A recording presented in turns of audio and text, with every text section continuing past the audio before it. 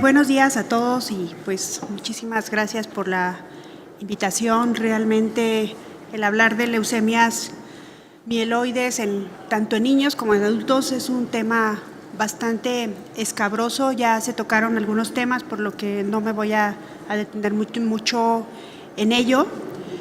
Y pues algo muy importante de lo que se ha estado hablando, la trascendencia de estudiar la leucemia mieloide, pues es que aunque sea una enfermedad relativamente rara para la edad pediátrica, sabemos pues que en niños tenemos incidencias variables. Sin embargo, hay algunas regiones donde pudiera presentarse una incidencia un poco más elevada.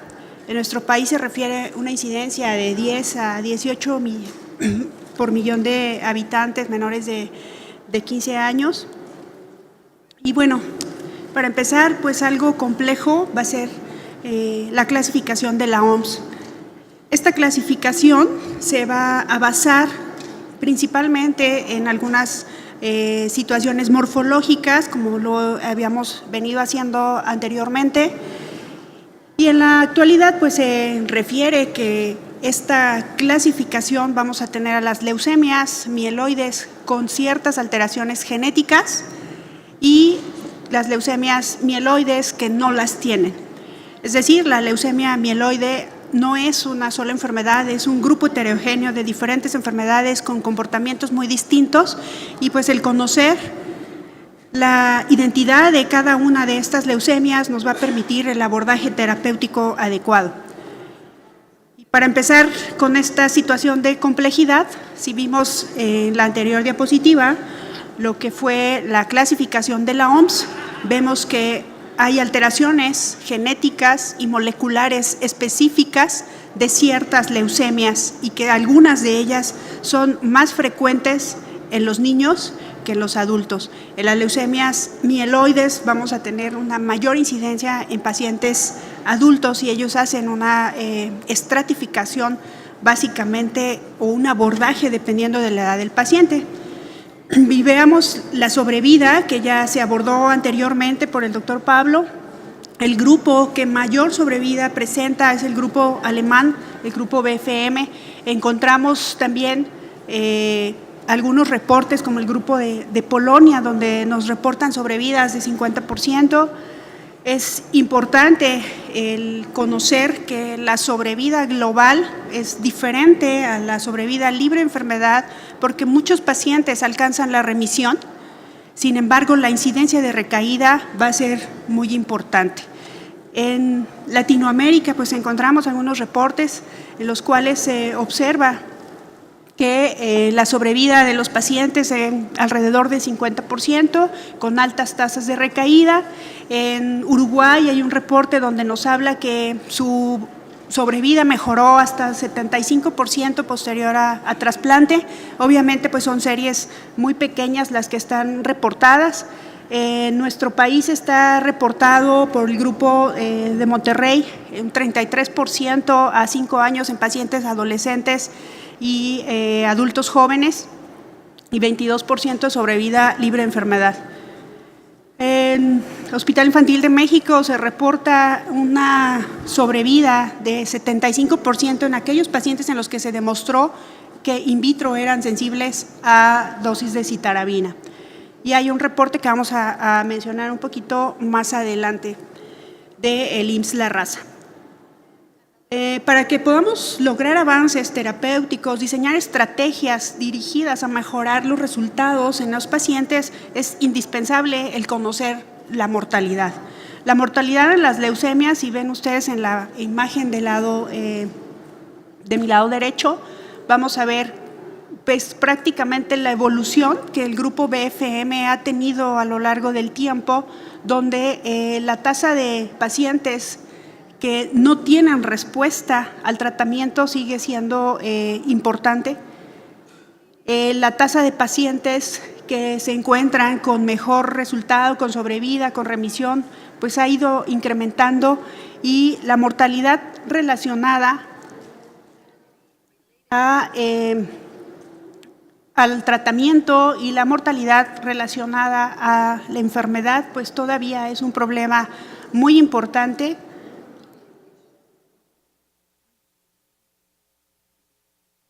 Es muy importante conocer las causas de muerte en estos pacientes. Vean las principales causas de mortalidad temprana, que es el problema más importante para nosotros también en nuestro país. Ellos han controlado mucho estas situaciones, abordándola obviamente desde el estudio a fondo de las causas de muerte, y para ellos ahora la mortalidad relacionada a trasplante y enfermedades infecciosas pues es muy, muy importante. Entonces, estamos ante una entidad difícil y pues en alguna literatura que revisamos, encontramos esta frase que dice que la leucemia mieloide es el cáncer más difícil de tratar. ¿Por qué? Pues no es una enfermedad, es un grupo de enfermedades heterogéneo con altas tasas de resistencia, de recaída de manera temprana, de toxicidad relacionada al tratamiento muy elevado, altas tasas de mortalidad, sobrevidas globales que pueden llegar hasta el 70%, incluso un poquito más, pero libres de enfermedades 50%. El trasplante alogénico incrementa de hasta el 10% más esta sobrevida de los pacientes. El grupo COG pues, ha incluido la quimioterapia de intensificación como una estrategia dirigida a elevar la sobrevida libre de enfermedad. Y hemos visto a lo largo del tiempo pues también la evolución del tratamiento de las leucemias mieloides. En pues principalmente el incremento en la intensidad, obviamente con el costo, las tasas de mortalidad relacionadas, la adición del ATRA en pacientes con leucemia promielocítica, que ha evolucionado el tratamiento de esta entidad considerándose ya como una enfermedad especial. La disminución de quimioterapia en síndrome de Down, así como el reconocimiento del síndrome mieloproliferativo transitorio, leucemia mieloide aguda asociada a síndrome mielodisplásico como entidades especiales. Y algo muy importante, pues mejor estratificación terapéutica con todos los bemoles que podemos tener. En nuestro país, algunos centros tienen acceso a un análisis citogenético en búsqueda de alteraciones cromosómicas relacionadas con cierto tipo de respuesta.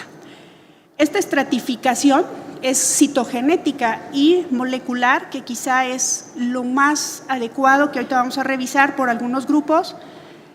Nos va a dar cierta evolución dependiendo de la posibilidad de sobrevida de todos estos pacientes. En general se considera que pacientes de riesgo alto van a tener 20 a 27% de posibilidades de sobrevida, y veíamos pues ya en algunas sesiones anteriores la importancia de tener no solamente una alteración cromosómica o una sola alteración molecular, sino que la asociación entre estas nos va a cambiar la respuesta del paciente y el pronóstico.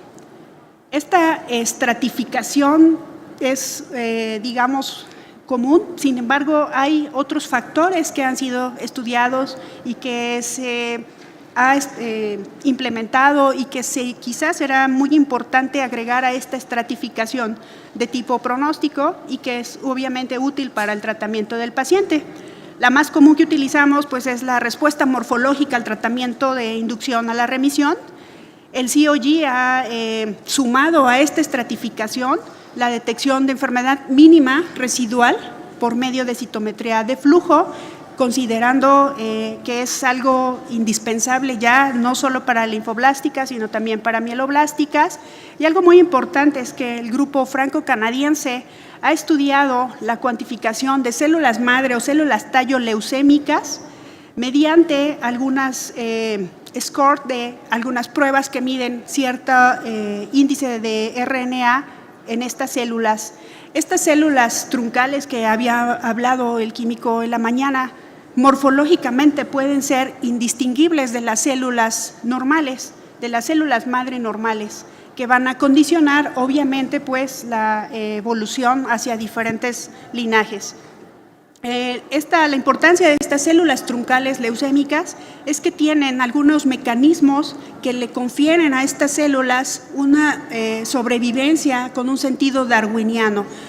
Esto explicaría quizá la oligoclonalidad de la leucemia mieloide, la capacidad de resistencia, los mecanismos que tienen estas células madre leucémicas, expresan antígenos aberrantes, aprenden las células a modificar su superficie y no solamente la superficie, sino las vías de señalización, por lo cual esta es una prueba muy importante que tendríamos que considerar en la detección del paciente con mayor probabilidad de recaída, de progresión, de resistencia a la enfermedad. Este grupo hizo ya validación de estas pruebas y tiene ya estudios donde el pronóstico de estos pacientes ha sido evaluado y se ha considerado que la cantidad de estas células madre leucémicas al diagnóstico nos va a tener un diagnóstico una estratificación pronóstica bastante acertada. Hay algunos otros factores que han sido estudiados al riesgo, principalmente el Core Binding Factor. Este va a ser un resultado de algunas mutaciones y que le va a conferir a este paciente la capacidad de respuesta a la citarabina. De tal manera que el grupo japonés nos da dos grupos de riesgo, las leucemias de grupo estándar, que incluyen todas estas características. La estándar sin este factor va a tener diferente pronóstico y obviamente el alto riesgo. Es muy importante considerar que la estratificación debe de incluir la presencia de un cariotipo complejo, indica un mal pronóstico. Asimismo, el grupo alemán incluye la presencia de enfermedad extramedular como un factor de mal pronóstico y estratifica a estos pacientes como de alto riesgo. El tratamiento estándar, bueno, ya lo sabemos, altas dosis de citarabina, 6-tioguanina, con o sin trasplante de progenitores hematopoyéticos, y en nuestro país, pues quizá es el único donde encontramos que está aprobado para el mantenimiento, el Gemtuzumab, para pacientes con alto riesgo. Hay algunas consideraciones especiales y cosas que se han aprendido a lo largo del tiempo en leucemia mieloide, como es la leucemia con síndrome de Down. Es importante saber que también esta hay que estratificarla en pacientes con mejor riesgo y un riesgo más elevado. Pacientes con monosomía 7, una edad mayor a 4 años o enfermedad residual positiva al diagnóstico, van a tener un pronóstico más grave que el resto de los pacientes, en los cuales una menor dosis de antraciclinas nos va a dar un pronóstico mejor. Asimismo, bueno, la leucemia promielocítica aguda, en el cual el uso del ATRA sumado al ATO, pues nos va a dar altas tasas de curaciones de hasta 80%, y donde el pronóstico o el problema más importante es la muerte temprana en este tipo de leucemias. ¿Qué estrategias terapéuticas podemos utilizar en la estratificación de estos pacientes, en la mejora de los resultados? Fármacos. Esta diapositiva esta imagen la obtuve de un estudio de adultos donde habla de la dificultad que ellos tienen en el tratamiento. Los hematólogos de adultos son los que más leucemia mieloide ven. Y curiosamente, bueno, encontramos todas estas quimioterapias e incluso temozolomida y carboplatino, algo que pues nosotros no habitualmente en pediatría no lo usamos. Otros tipos de medicamentos que ahorita vamos a ver que pueden ser utilizados. ¿Qué estrategias podríamos utilizar para mejorar el tratamiento de los pacientes en inducción a la remisión? El 7+3 sigue siendo un esquema muy bueno para lograr la remisión en la mayoría de los pacientes. 5 fármacos, que es el grupo BFM, y también bueno, se ha estudiado la daunorubicina liposomal más citarabina en una presentación conjugada que está aprobada por la FDA para el tratamiento de leucemias secundarias a mielodisplasia. Y en niños se utiliza ya esta combinación de citarabina con daunorubicina liposomal. Otra estrategia que puede ayudar al paciente y que, bueno, el grupo japonés es el que más ha instado en esto, ha incidido en mejorar el pronóstico de estos pacientes, dada la incidencia, es este protocolo que está todavía en estudio, donde se está aleatorizando el uso de citarabina a dosis bajas. Ellos dan el tratamiento con citarabina en 12 horas, no en infusión de 24 horas, y comparándose con citarabina a 3 gramos, un segundo curso de inducción con citarabina a dosis elevadas, que este protocolo está diseñado para lograr la máxima respuesta en estos pacientes. Hay otros fármacos, otras estrategias que se han estudiado para pacientes adultos sobre todo, y en niños se han probado en fase todavía de experimentación, en pacientes en recaída, en pacientes refractarios, y uno de estos fármacos es la amidostaurina, en pacientes en los cuales se corrobora la mutación FLT3 en combinación con quimioterapia, no como un fármaco independiente. Y bueno, obviamente el gemtuzumab, que se ha utilizado desde el momento de inducción. Este es el estudio con más cantidad de pacientes, fueron más de 1,000 pacientes los que incluyeron con el tratamiento a base de gemtuzumab durante la inducción y durante la intensificación. Estos son los resultados del tratamiento con gemtuzumab en pacientes. Se demostró que la sobrevida global no se altera significativamente, y la sobrevida libre de enfermedad, es decir, el número de recaídas en estos pacientes fue menor al número de pacientes que no la presentaron y que no recibieron gemtuzumab. Las posibilidades de sobrevida en pacientes acorde al riesgo con gemtuzumab y sin gemtuzumab no hubo diferencia significativa, es decir, esta estrategia no es todavía probada, no está brindando buenos resultados en estos pacientes, y vemos las posibilidades de sobrevida en pacientes que son estratificados como de riesgo alto, pues realmente las posibilidades son bajas. Hay otra estrategia que ha implantado el Instituto Mexicano del Seguro Social. Ellos hicieron un estudio que está reportado, donde compararon una intensificación temprana en 20 pacientes y posteriormente los sometieron a trasplante. El esquema de quimioterapia pues es basado en el protocolo alemán. La intensificación temprana son con dosis altas. En este estudio no se hizo diferencia en estratificación o en algunos criterios importantes de estratificación. Aquí es lo que se está probando en todos los pacientes, es las dosis altas de citarabina y mitojantrona para la intensificación temprana. Posteriormente, una consolidación de 6 semanas aproximadamente.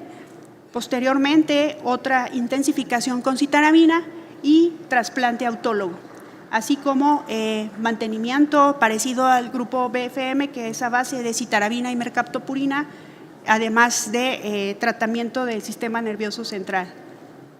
Estos son los resultados que ellos reportan, una posibilidades de sobrevida post-trasplante en estos 18 pacientes, que realmente pues es muy poca cantidad de muestra para hacer inferencias pues al resto, pero que pudiéramos nosotros reproducir en nuestros hospitales, quizá, obviamente, si tenemos el acceso directo a trasplante.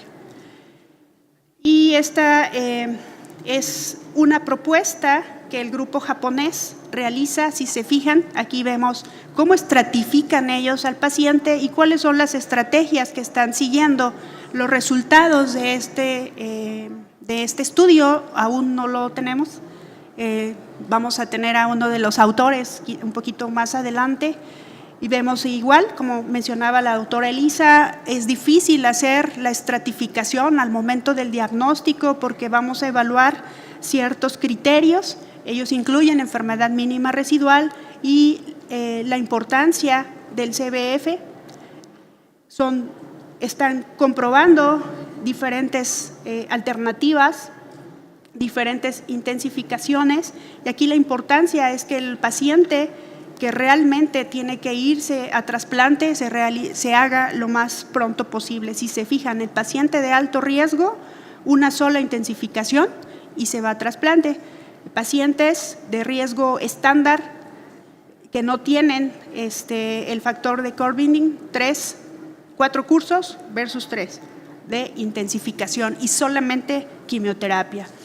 ¿Qué estrategias se han utilizado también en consolidación? Bueno, vemos las altas dosis de citarabina, pero esto no es todo. El grupo alemán hace énfasis en la terapia de sostén, que es vital para el tratamiento, el sostenimiento de los pacientes, la detección temprana de la mortalidad, la profilaxis antifúngica, que es indispensable en ellos, así como algo muy importante, que recordar que el tratamiento de la leucemia, el tratamiento de todos los niños con cáncer, pues no depende solamente de nosotros, sino del grupo multidisciplinario.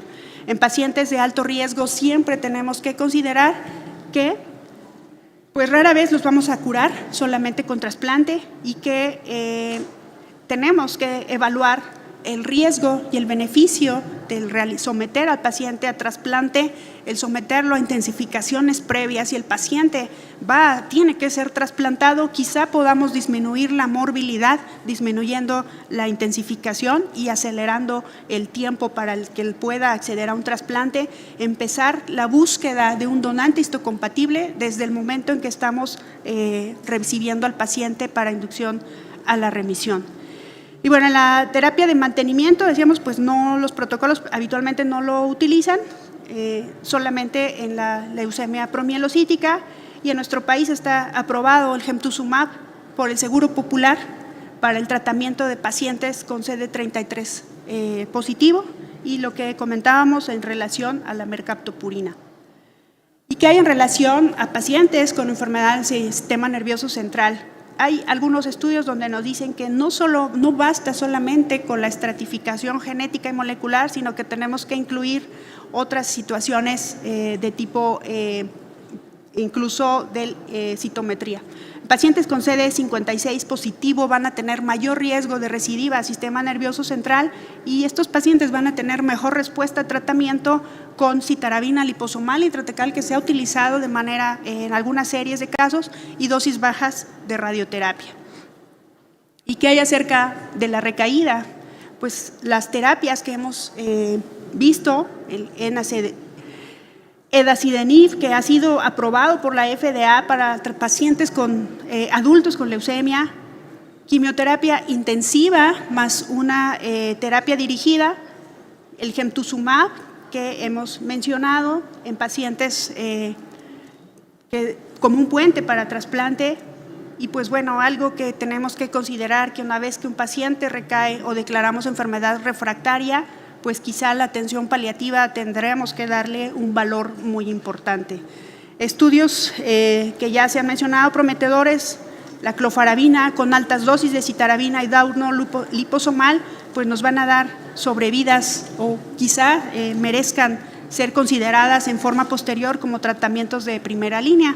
Hay pacientes que por situaciones de comorbilidades, esto es en pacientes adultos, se han estudiado diferentes regímenes de quimioterapia para pacientes que no son candidatos a recibir un tratamiento de trasplante, que no son tan intensos y que han dado algunos resultados prometedores.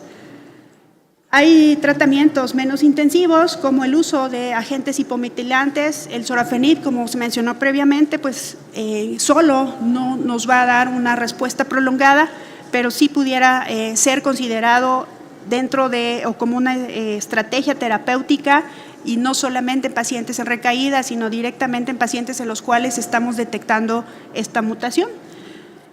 Aquí lo importante de estas nuevas terapias es el problema que tiene en relación a los efectos adversos que pueden ser los que limiten la dosis del paciente. Las terapias dirigidas inhibidores del FLT3, como el sorafenib. La midostaurina ha sido utilizada incluso ya en Argentina en pacientes que están en recaída con algunas respuestas pues bastante buenas, y todas estas terapias que habíamos mencionado. Hay otros tratamientos que han sido aprobados en adultos como el Venclexta, que es un inhibidor BCL2, obviamente en pacientes que tienen esta mutación presente, y es muy importante considerar que hay muchos pacientes que van a tener no solamente esta mutación, sino otras mutaciones asociadas. Y los inhibidores de histona desatilasa, que también vienen con mucha, pues muy prometedores, por así decirlo. La inmunoterapia, que ya se tocó también, que es el gemtuzumab. El gemtuzumab, que tiene esta toxina que al ser introducida dentro de la célula que presenta el CD33 va a ocasionar muerte celular. Esta otra sustancia que se encuentra también en estudio, que va a hacer una acción similar al gemtuzumab. Esto es importante porque las células van a tener expresión, polimorfismos en la expresión de estos antígenos de superficie. Y las terapias con vacunas que están en estudio, de terapia de células T, que también pues no han sido tampoco algo tan importante. Por lo tanto, pues sí consideramos que la leucemia mieloide es difícil de tratar, es más difícil de tratar con los menos recursos que tenemos si no tenemos una adecuada estratificación. Debemos de tratarla, o su tratamiento diseñarlo en base a los factores genéticos, moleculares y el conocimiento de las numerosas anomalías cromosómicas que se presentan, anomalías genéticas, anomalías moleculares, y podemos, quizá es un sueño, ¿no?, la individualización de las opciones terapéuticas de acuerdo a las características genéticas de nuestros pacientes. El uso de nuevos fármacos, de estas terapias blanco, quizá pudieran ser una solución para estos pacientes. Es un desafío para nosotros el desarrollar tratamientos que curen a la mayor cantidad de pacientes con los diversos subtipos de leucemia aguda mieloide. Tenemos que encontrar tratamientos que nos permitan curar al niño destruyendo la mayor cantidad de células, pero al mismo tiempo disminuir la toxicidad relacionada al tratamiento y por consiguiente pues la mortalidad y los efectos tardíos a largo plazo en los pacientes que logran sobrevivir. Esta estratificación es muy importante considerarla porque debemos evitar el sobretratamiento de pacientes que pudieran tener buen pronóstico, que pudiéramos considerar de riesgo bajo molecularmente, y mejorar el resultado en los pacientes que tienen un pronóstico desfavorable. ¿Qué estrategias entonces necesitamos diseñar en nuestro país, México, en provincia? Pues así tengamos el sorafenib, la midostaurina, el gemtuzumab para todos los pacientes. Si no tenemos un diagnóstico oportuno, una referencia oportuna, pues vamos a seguir teniendo tasas de muerte temprana tan elevadas como en nuestro medio. ¿De qué manera podemos incidir en los intervalos del proceso de atención desde el momento en que el paciente presenta el primer síntoma y acude al primer médico, a que se logra realizar un diagnóstico de una enfermedad? Puede pasar a veces hasta meses. En pacientes con leucemias promielocíticas, en pacientes con M5, la hemorragia intracraneana, la leucostasia nos condicionan altas tasas de mortalidad, y en muchas ocasiones, por lo menos en el medio donde nos encontramos, el paciente con leucemia mieloide puede llegar a morirse. Entonces tenemos que agregar esta estrategia como oncólogos para la detección y referencia oportuna. Abatir la muerte temprana con las estrategias que ya había mencionado el doctor Pablo. Los hemoderivados es algo muy importante. No podemos arriesgarnos a dar un tratamiento, a iniciar un tratamiento de una leucemia mieloide si no tenemos un adecuado banco de sangre, si no tenemos las plaquetas liberadas a tiempo, si no tenemos paquete globular de manera cotidiana, si no tenemos aféresis plaquetaria, pues probablemente aunque utilicemos las terapias blanco no vamos a tener los mismos resultados. La calidad de la atención, recuerden que es algo que no podemos evitar y todos estos procesos nos van a ayudar en la detección oportuna del paciente grave, el uso del antibiótico en la hora de oro, pues nos va a ayudar muchísimo a abatir la muerte temprana. Sin embargo, tenemos que sentarnos a revisar a nuestros pacientes con leucemia mieloide y saber cuáles están siendo las causas de muerte temprana. Y algo muy interesante, que ya es lo último, ¿sí? Estudios de costo-efectividad de las pruebas para estratificar el riesgo de los pacientes en población pediátrica. ¿Cuánto nos cuesta realizar las pruebas y cuánto nos cuesta atender a un paciente en recaída con hospitalizaciones prolongadas, antibióticos de amplio espectro y todas estas situaciones que a veces no nos van a llevar a un buen resultado? Estos estudios de costo-efectividad se han realizado ya en Colombia, están disponibles y ellos han estado pugnando por estratificar no solamente genética, sino molecularmente a los pacientes con leucemia mieloide. Y pues los retos que ya sabemos, ¿no? Conocer nuestra epidemiología, identificar cuáles son las áreas de oportunidad que nos permitan mejorar la terapia de sostén, que es indispensable en leucemia mieloide, fomentar el tratamiento multidisciplinario, involucrar hasta, pienso yo, que trabajo social en el diagnóstico y tratamiento del paciente con leucemias, ¿sí? Ejercer el liderazgo como oncólogos en la educación de todos los que nos rodean, de todo el equipo multidisciplinario y en la gestión de recursos que se va a justificar siempre de manera estadística. Y obviamente los estudios de costo-beneficio quizás son algo que nos pudiera ayudar. El fomentar los grupos cooperativos es lo que nos va a ayudar también a optimizar el tratamiento de nuestros pacientes y mejorar la sobrevida de los niños.